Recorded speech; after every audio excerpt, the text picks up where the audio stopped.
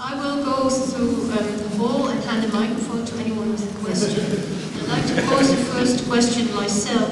I knew your name actually from the newspaper, so as an academic you spoke out on the European debate, and Rosie Berdotti mentioned also the European project.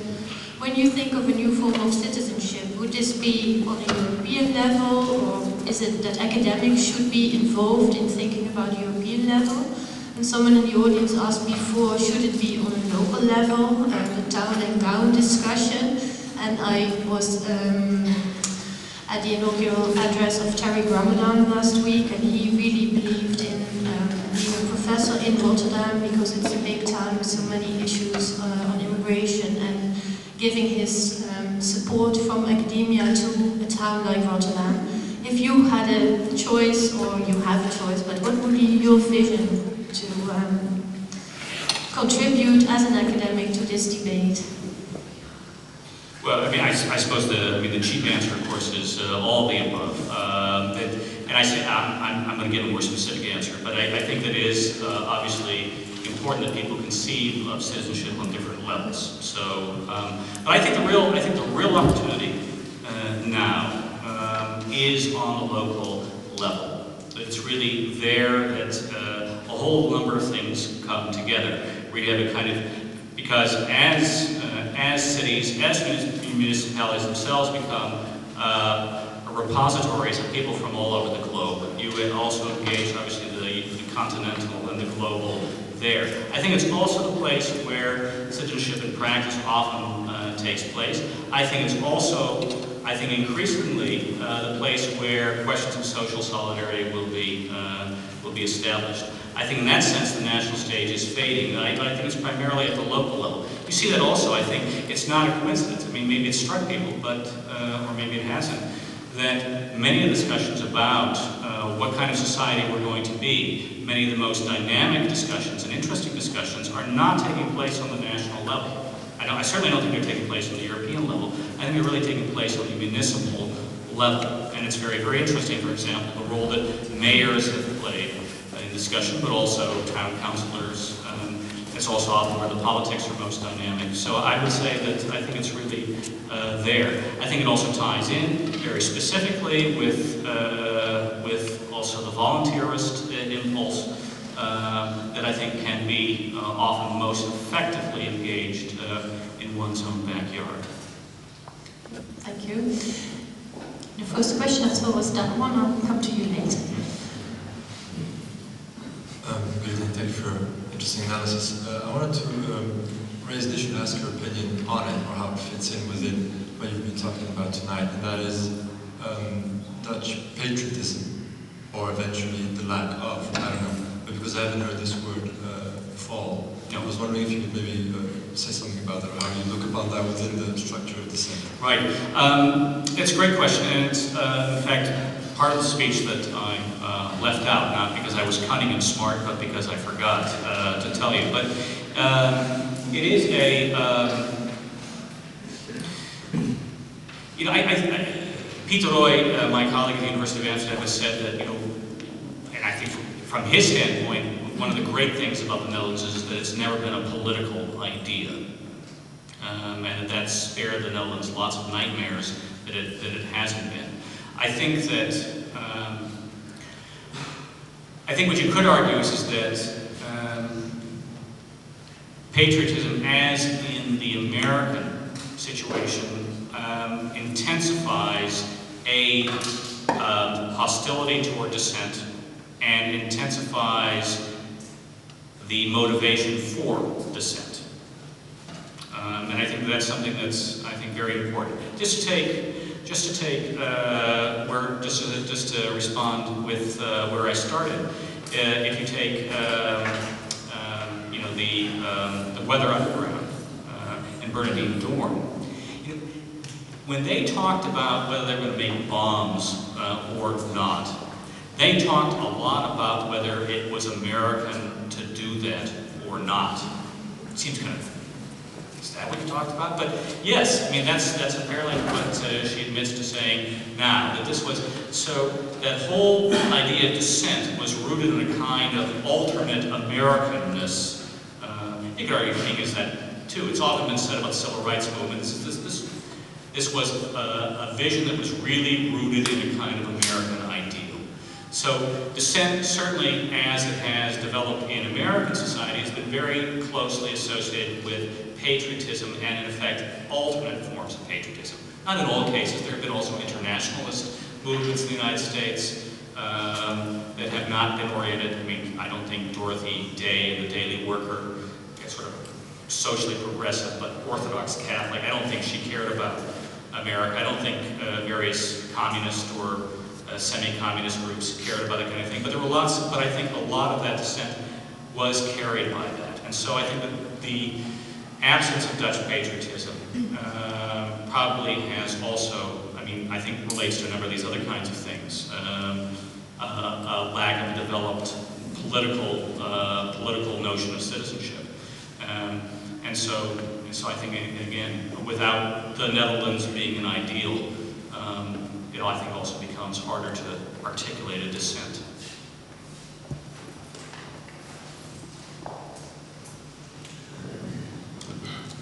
Wouldn't you say that Fortuyn revolt was a form of dissent?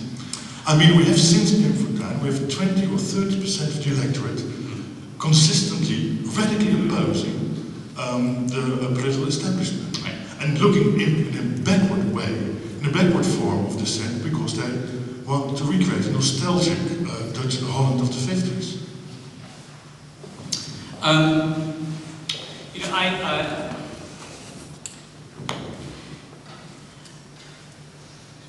You obviously can form, I mean, any form of political hostility toward the status quo could be defined as dissent.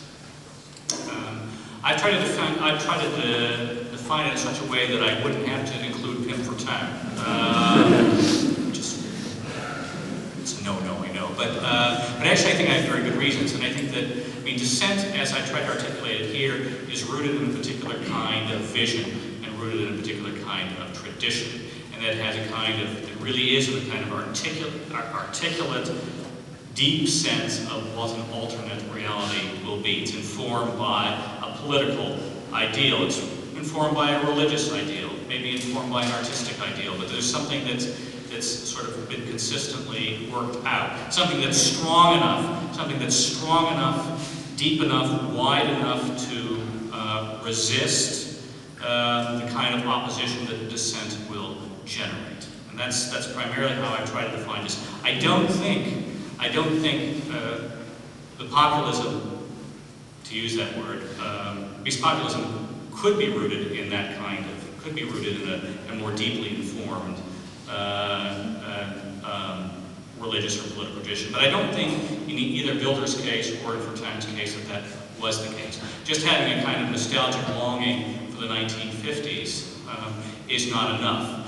If that nostalgia of the 1950s was rooted in a particular kind of, however misguided, sense of what society ought to be in this way and that way, and then I think you could say that could be a dissenting tradition, but I don't think it was. So, to answer your question, it's not so much the nostalgia that disqualifies it as a dissenting tradition, but the fact that I think it was politically, ideologically, religiously, spiritually, whatever, inchoate.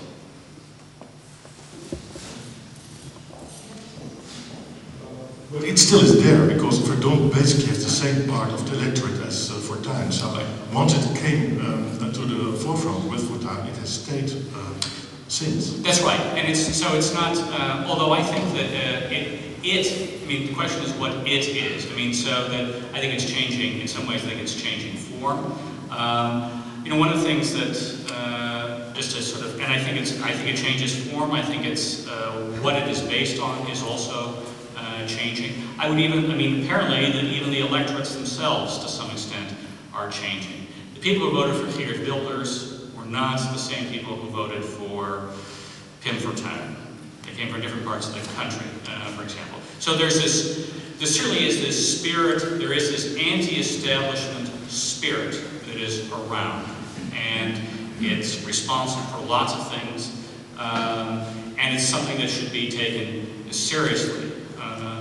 But I'm not sure that it may yet coalesce into something that I'd be willing to call dissent, but I don't think it's there yet. Another question? Yeah, regarding social or political change, what could be other mode of action than dissent?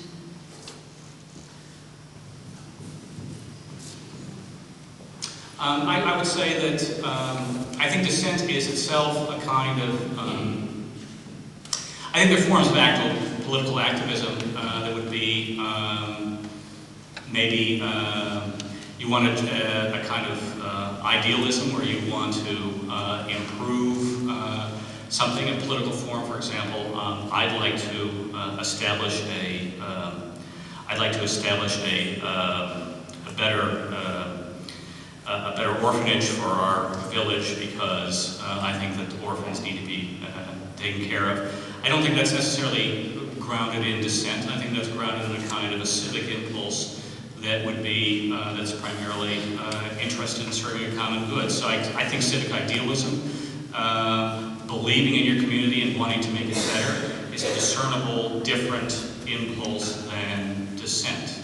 I think being incidentally oppositional to this cause or to that cause would be another, and that's something I said at the beginning, would be another form of political activism. I am against this measure on the ballot, so I will campaign for it. It's not, so that wouldn't, I don't think that constitutes dissent in the deeper sense that I meant it, but those would be two examples, for example, of political activism that is not dissent.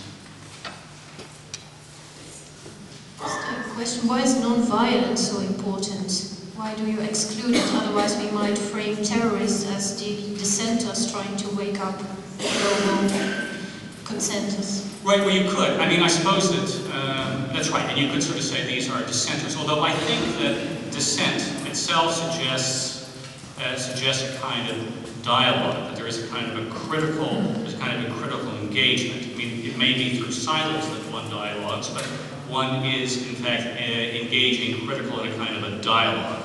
And so that's why I essentially define the dissent as one of words or the absence thereof, as opposed to forms of violence.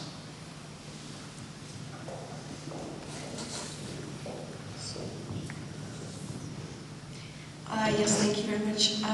I was wondering, could you elaborate a bit on, I'm trying to find out what you mean exactly by dissent, so I'm trying to find an example. Maybe you could elaborate on when would a vegetarian become a dissenter, because we have some people who have the Partij for the Dier, we have some other people, you know, the guy who killed Pim Fortuyn was an animal rights fighter, so. Right, okay, so let's just say, I'll take Marianne Thieme as an example, not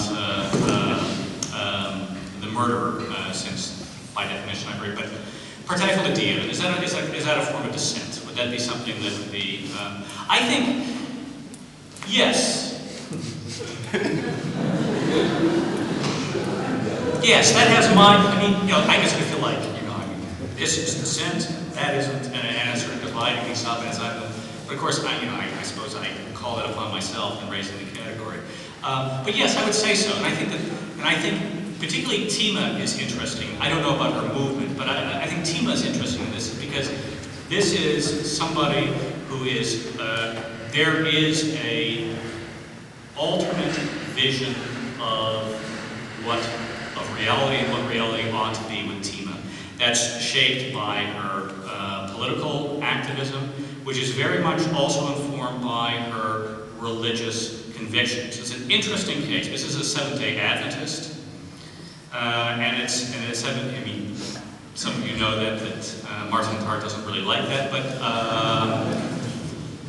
but what's interesting about the Seventh-day Adventist is precisely how that fits in with a kind of animal rights activism. That there's a kind of vision about healthy living. There's a kind of vision about what food should be. There's a kind of vision about how humans should live in the world, how they should eat, but also how they should live. So I would say that here's a good example in her person of somebody who really who embodies dissent. again, whatever one thinks of it, I think this would be a good example. And her movement, to the extent that it is also has something full-bodied, to the extent that it also embodies a kind of dissent, a different way of living, as opposed to, you know, just to say, well, I'm for animal rights, and I'll get my 10 euros. But to the extent that there's a community around there that looks something like that, or at least shows some variation of that, I think you could say that that might be a form of dissent. Yes. Yes, thank you. In terms of your own definition of imagining the world otherwise as a definition of dissent, I mean, the first person that comes to mind in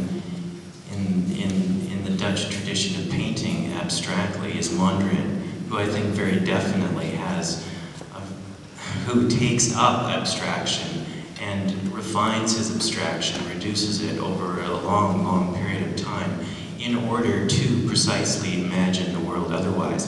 He's a dissenter in terms of his embrace of mysticism early on, in terms of his interest in picking up contingency in terms of the Dutch landscape condition over other questions, and he's also been associated with anarcho-syndicalism later on. Plus, the entire kind of drive of Mondrian's later involvement with de Stijl is an epistemological shift and political shift to remake the world. So I don't understand your argument on those terms. And you don't understand because, as a Dutch person, this is a form of dissent, or that? Yeah. Well, no. I mean, again, as you know, I named a number of examples of exceptions, and I think Mondrian, who comes from Amersfoort, is a good example of that. I think that the style more generally is something that would be an interesting case. Although again, again, the size, the significance, and the situation of Dutch artists compared to other artistic traditions is also interesting. Also, an international movement that was informed by international ideas, and I think that's also extremely important for Mondrian. I think so. In that sense, art or artists who internationalize earlier than the rest of Dutch society become a case in which dissent can be fed by multiple traditions coming from various places. And I think Mondrian could be a good example of that. So, yeah, I mean, I think you describe Mondrian in a way that I find, in that sense, quite convincing and helpful. So, thank you.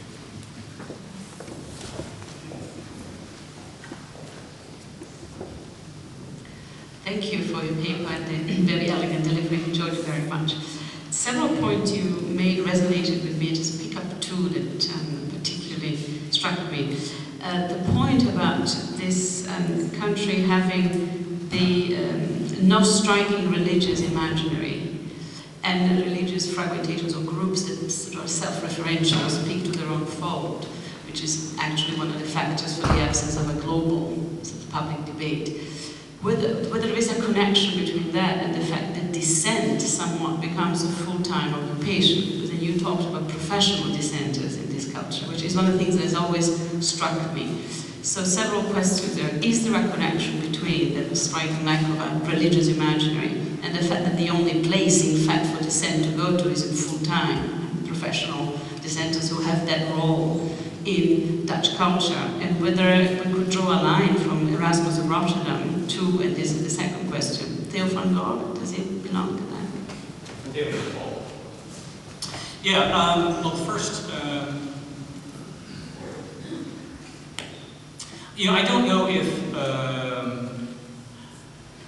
I mean, I'm just trying to think about the part-time and full-time nature of dissenters. What kinds of people are dissenters? It's a good question. I mean, who do you have to be a dissenter? You have to be independently wealthy. You have to have a degree. What do you need to do?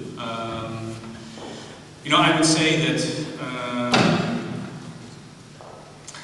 You know, I think that there were certainly a class in the Netherlands. I mean, when you take a look at people who participate, obviously are in the United States or Great Britain, they're obviously often educated people who sort of take leading roles in sort of articulating dissent. But I think they were there in the Netherlands, but I don't think that for the most part they took up the gauntlet. I'm trying to tie that into the question of the religious imaginary, and how do you see that related? Could you clarify that? It's all speculative, prompted by your paper, but because there is no room to maneuver, if there is a distinct lack of a religious, apocalyptic, or eschatological imaginary, and if the political sphere is margins of negotiations or consensus, where do you go? Then you are forced into a peculiarly extreme position, and you only do that, and that's your role. And I think it's very striking in Dutch culture and the political system that there are people who actually have played that role, and they fit in, and somewhat strangely enough don't disturb the balance. Theo van Gogh was a pain in the neck for everybody until he became a martyr, and then we had a problem. We didn't have a problem, and he was just being obnoxious to everybody. That's what he did.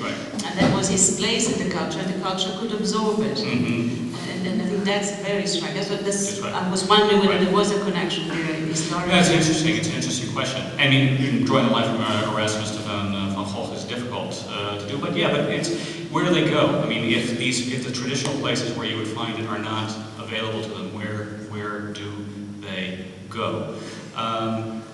You know, you have a kind of, I mean, Erasmus is an interesting case as somebody who articulates a kind of, although again, not really on an apocalyptic tradition at all, but certainly somebody who is an iconoclast and wants to reorder society.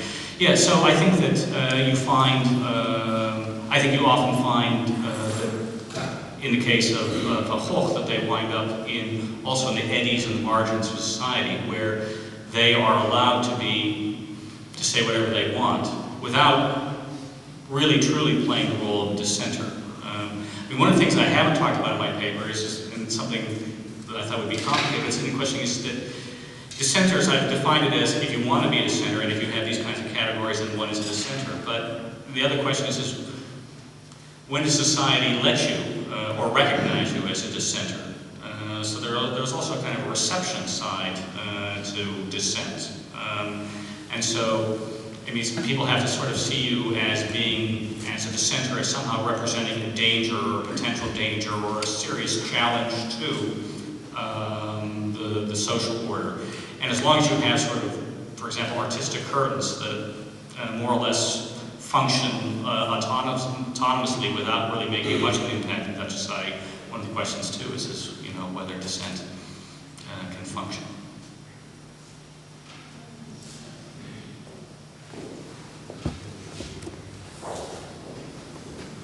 Isn't that the same problem in the United States, that dissent is sort of pushed to the boundaries in the universities and has no impact whatsoever on the order?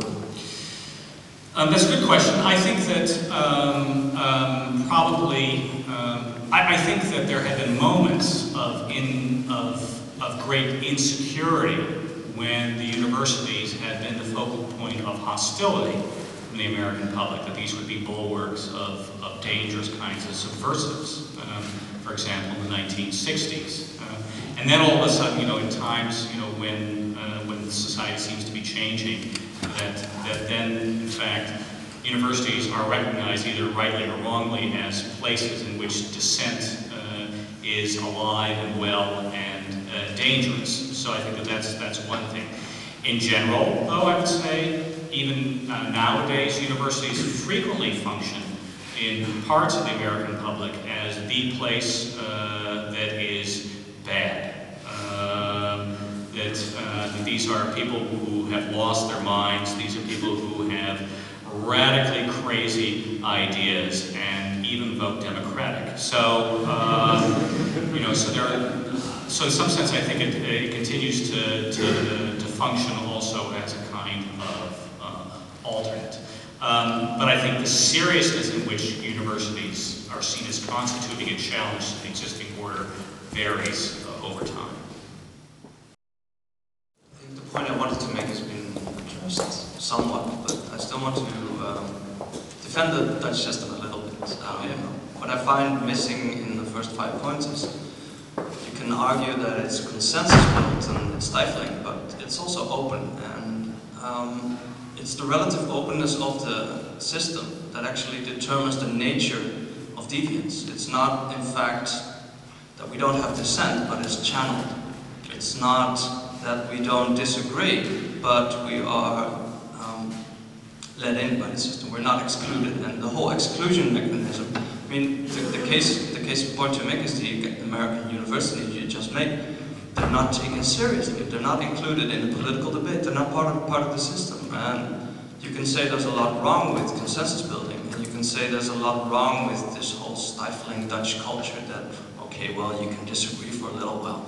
But on the other hand, if you look at all the countries that do exclude all the radicals, they're the ones that have most political violence. They're the ones that have most people on the streets all the time with the most strikes. I wouldn't want to live in France, because, I mean, I couldn't take a metro if I wanted to. Yeah. You're thinking about the Paris metro, yeah, I mean, you know, one of the things is that, you're right, and I think that, I mean, I would agree with everything you say about, I would agree with every positive thing you said about Dutch consensus. You know, as I said in my speech, in some ways I'm a great admirer of Dutch consensus politics for precisely some of the reasons that you outlined. But my point being here, in this particular case, is that the incorporation, the channeling, which is, I mean, this great Dutch word, and, you know, the water metaphor, and it's just, you know, anyway, this channeling of dissent or would-be dissent, or you know, is something that changes the nature of the beast. That by incorporating different viewpoints, you're very much against it. Well, what if we, you know, I understand your point. You know, you're against this, and if we did this and we did that, would you come with us? There are lots of things to be said for that.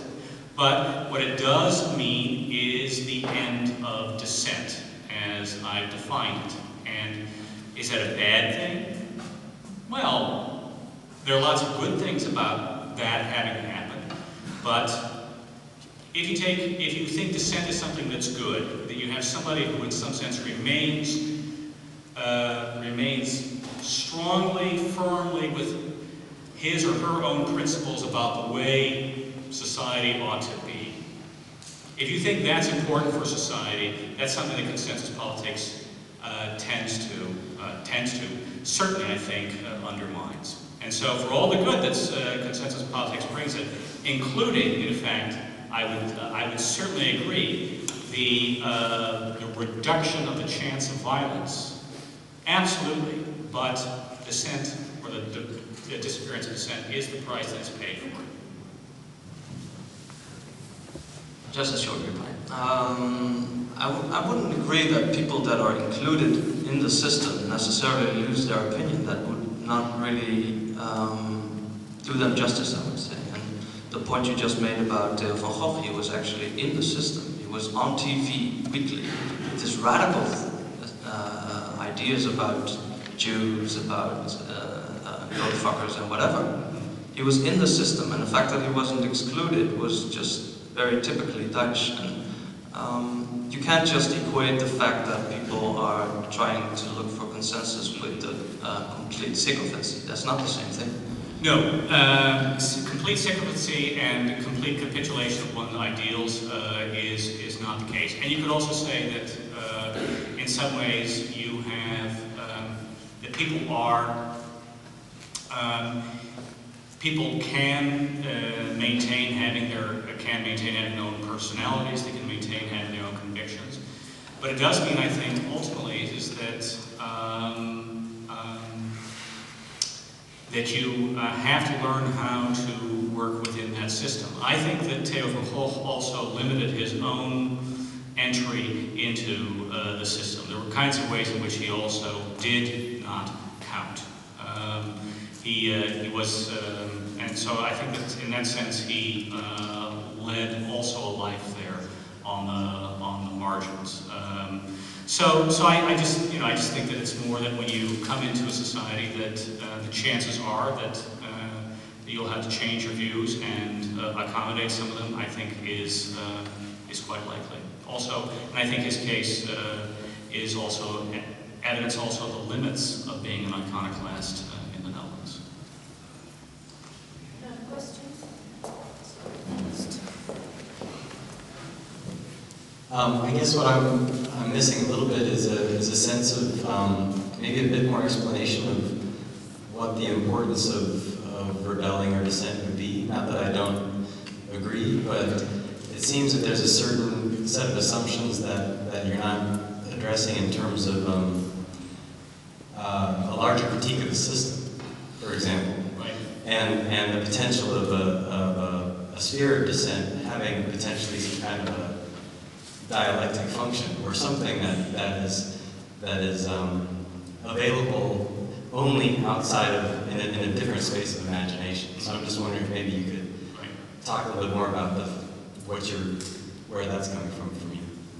Well, what I guess I'll try to accommodate that question. What I think is that it is it's not so much that you have to always have it's not so much that I am a dissenter, that I see myself as a dissenter.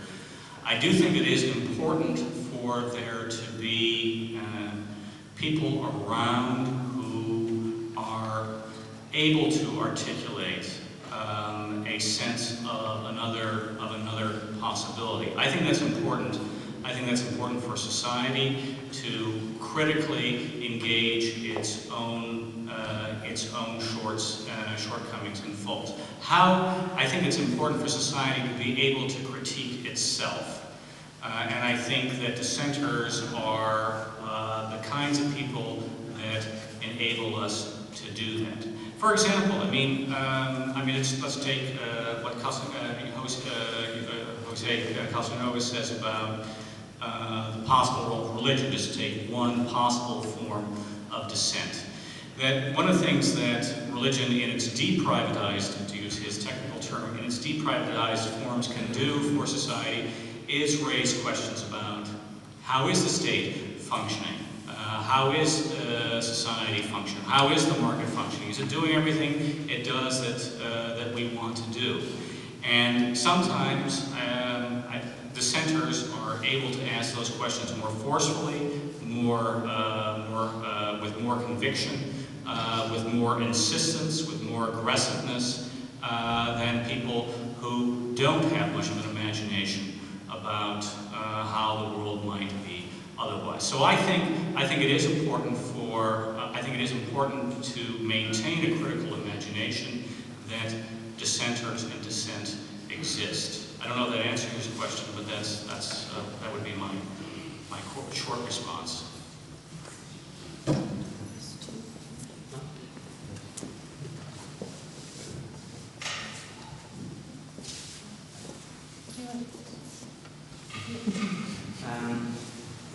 Yeah, it strikes me now, especially with your last reply, that you speak from a position of essentially instrumentalizing dissent, using dissent, society using dissent to keep things in perspective, to be able to imagine alternatives without actually following those alternatives, but using it as kind of a check and balance thing, as kind of correcting itself, correcting its excesses, but then essentially in the end integrating dissent into some kind of polar-like situation, So in the end, it strikes me that, this theory, this historical theory of dissent, is quite Dutch in a way.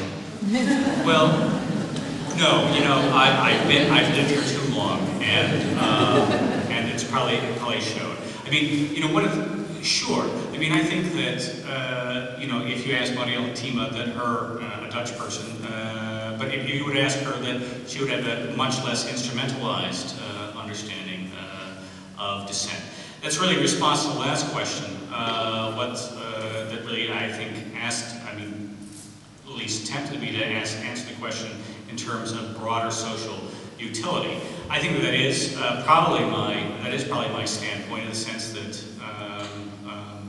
that I, too, am primarily somebody who feels inspired by dissent and dissenters rather than one who considers himself to be one. So in that sense, yes, it does situate me in this way. On the other hand, I mean, I don't, I know that dissent doesn't always work out that way. Dissent takes all kinds of currents and eddies. Dissent can be a dangerous thing for society. It can either provoke violence or it can be tempted to use it. I think also that it may take, as I said, society in a direction that I wouldn't take. I think that dissent. I think that you could say that. I mean, so it's I say with some remove from dissent or from dissenters. I think you're right about that.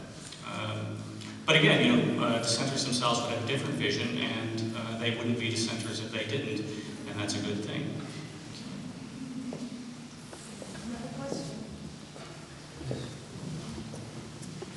I have a very simple question. Do you see a connection between what we call senseless violence and what you call lack of dissent?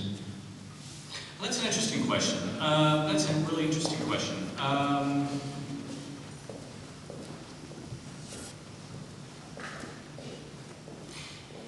If you could say that if the problem is, and I suppose I can imagine a situation in which if society itself has no ideals, that it's in fact empty in some sense, to what extent does that generate forms of violence? And that somehow, if it were in critical dialogue with dissent or dissenters, that would change. It's an interesting question. I don't know. I think that I doubt that there's a direct connection in this particular case, but it does raise questions about, more general questions about the critical dialogue that can and should take place between certain traditions of dissent and the emptiness of consumer society such as we live in now. Okay, in the interest of time, I think we should close, but we have the opportunity to continue talking at BAC. Everyone is invited for